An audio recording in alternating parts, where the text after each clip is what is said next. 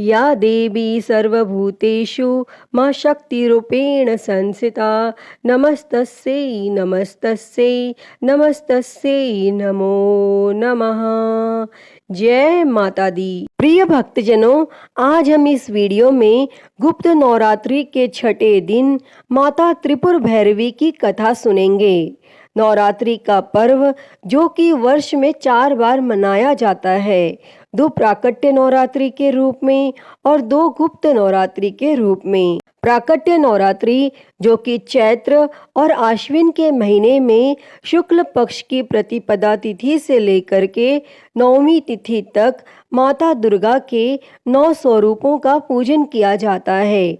और वहीं पर गुप्त नवरात्रि जो कि आषाढ़ के महीने में और माघ के महीने में शुक्ल पक्ष प्रतिपदा तिथि से लेकर के 9वीं तिथि तक 10 महाविद्याओं का पूजन किया जाता है। और जो भी भक्त सच्ची श्रद्धा के साथ, नियम और निष्ठा के साथ नवरात्रि का व्रत करते हैं और माता का पूजन करते हैं, कथा का श्रवण करते हैं, उनके सभी प्रकार के दुख और कष्ट दूर होते हैं तथा सुख और समृद्धि की प्राप्ति होती है।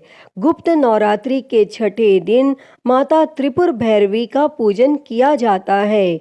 माता भैरवी अपने प्राकृतिक रूप में अत्यंत भयंकर और डरावनी प्रतीत होती हैं, क्योंकि माता भैरवी अपने गले में असुरों के कटे हुए सिरों का हार या मस्तूलों की माला धारण करती हैं, जिससे रक्त की धार बह रही होती है। देवी का मुख डरावना और भयावह है।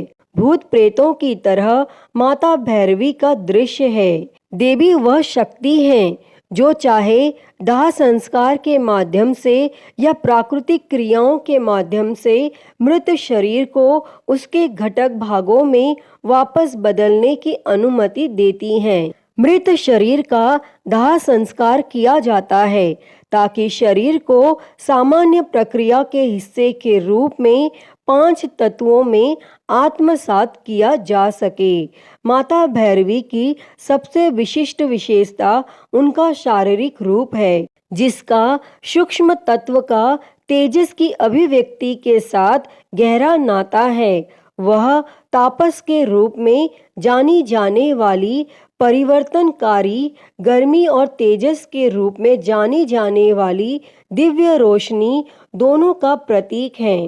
तपस केवल तपस्या का एक रूप नहीं है, बल्कि यह एक ऊंची आकांक्षा है जो किसी के जीवन में अन्य सभी रुचियों और आसक्तियों को ही मिटा देती है। वह जीवन की मौलिक इच्छा शक्ति भी है, जिस पर महारत हासिल करने के लिए हम कड़ी मेहनत करते हैं और मन एकाकी रूप से एकाग्र हो जाता है जब इसे इसके साथ आनंदमय एकता के लक्ष्य पर स्थिर किया जाता है। इस एक चित्तता के लिए अद्वैत का अनुभव संभव है, जिससे सभी नाम और रूप मिट जाते हैं। एक आकांक्षी जो शुद्ध आनंद बनने के लिए अपने मन को खाली करने में सफल होता है, उससे अपना वास्तविक लौकिक रूप प्राप्त कर लिया है। चतुर्खष्टी योगिनी में 64 योगिनियों का उल्लेख है। यह प्राचीन भारत में दिव्य शक्तियों के जो कि एक रहस्यमयी पंथ है। यह 64 योगिनी स्वयं को माता भैरवी की दासी मानती थी। इन योगिनियों की आदिवासी परंपराएं थी। इन योगिनियों को तंत्रवाद से जोड़ा गया था, क्योंकि वे देवी काली और भैरवी की विनाशकारी शक्तियों का इस्तेमाल करती थी। योगिनी प्रकृति के 5 तत्व पंचभूतों पर नियंत्रण करने के लिए शरीर और मन को नियंत्रित करने की इच्छा रखती हैं। यह माना जाता है कि उम्र बढ़ने और शरीर की अन्य प्रक्रियाओं को बताने के लिए महिलाएं प्रजनन क्षमता के माध्यम से अपनी सृजन की शक्ति का उपयोग कर सकती हैं। माता त्रिपुर भैरवी मूलाधार चक्र की अधिष्ठात्री देवी हैं। माँ भैरवी को कुंडलिनी शक्ति के आधार पर मूलाधार चक्र की अधिष्ठात्री देवी कहा गया है। मूलाधार चक्र को जागृत कर वह हमें माया से, सांसारिक भ्रम से ज्ञान की ओर ले जाती हैं। माँ भैरवी को संहार की शक्ति माना जाता है। हालांकि 10 महाविद्याओं में कई महाशक्तियां हैं जो विध्वंस के रूप में कार्य करती हैं। जैसे माँ छिन्नमस्ता संहार शक्ति है, माँ काली ब्रह्मांड की सर्वोच्च संहार शक्ति है। माता भैरवी हमारे जीवन में उपस्थित सभी बुराइयों की संहार शक्ति है, जो हर दिन अपने कार्यों में कार्यरत रहती हैं। माँ भैरवी हमारे शरीर की कोशिकाओं को धीरे धीरे नष्ट करती हैं ताकि नई कोशिकाओं का निर्माण हो सके। वे हमारी सृजन की शक्तियों को बढ़ाती हैं ताकि वृद्धावस्था जल्द न आ सके। वे हमारे अज्ञान को नष्ट करती हैं।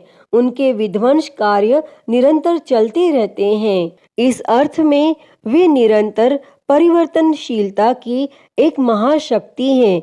जो उपरिहार्य माँ भैरवी हमारे शरीर को जन्म से मृत्यु तक ले जाने वाली महाशक्ति है। तो भक्तजनों, आइए सुनते हैं माता त्रिपुर भैरवी से जुड़ी हुई एक पौराणिक कथा। तो आप सभी इस कथा को बड़े ही श्रद्धा, ध्यान पूर्वक और प्रसन्न चित्त मन से सुनिए। उससे पहले आप सभी प्रेम से बोलिए, माता त्रिपुर भैरवी की जय, 10 महाविद्या माता की जय, सर्व देवी देवता की जय।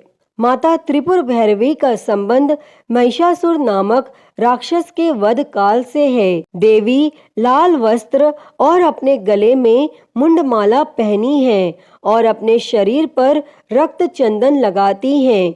देवी अपने दाहिने हाथ में जप की माला और एक किताब रखती हैं और उनका बायां हाथ अभय मुद्रा को दर्शाता है और वे कमल के आसन पर बैठती हैं। और यह माता त्रिपुर भैरवी ही थीं जिन्होंने 18 भुजाओं वाली दुर्गा का रूप धारण करते हुए उत्तम शहद पीकर महिषासुर नामक राक्षस का वध किया था। उन्होंने महिषासुर का वध देवी दुर्गा का वेश धारण करके किया था। साधना से संबंधित देवी काम, लोभ, क्रोध, ईर्ष्या, नशा और भ्रम को मनुष्य के स्वभाव या दिनचर्या से मुक्त करती हैं और परिश्रम से किए गए कार्य योग अभ्यास में सफलता दिलाने में मदद करती हैं। मनुष्य सभी प्रकार के विकारों या दोषों को दूर करके ही योगा अभ्यास के उत्तम स्तर पर पहुंच सकता है।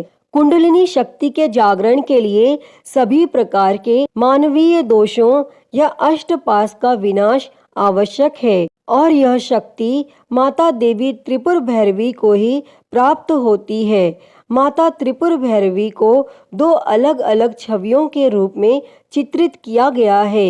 एक में वह देवी काली के समान है जो एक बिना सिर वाली लाश के ऊपर शमशान भूमि में बैठी हैं। देवी की 4 भुजाएं हैं, एक में तलवार रखती हैं और दूसरे में त्रिशूल, तीसरे में एक राक्षस का कटा हुआ सिर और उनकी चौथी भुजा अभय मुद्रा में है, जो भक्तों को भय न करने का आग्रह करती हैं और साधना बुरी आत्माओं और कमजोरियों से छुटकारा पाने के लिए की जाती है। सुंदर जीवन साथी, सफल प्रेम जीवन और विवाह के लिए भी देवी की पूजा की जाती है और देवी भैरवी की पूजा कई अन्य रूपों में भी की जाती है, जैसे कि त्रिपुरा भैरवी, चैतन्य भैरवी, सिद्ध भैरवी, भुवनेश्वर भैरवी, संपद प्रद भैरवी, कमलेश्वरी भैरवी, कालेश्वरी भैरवी, कामेश्वरी भैरवी,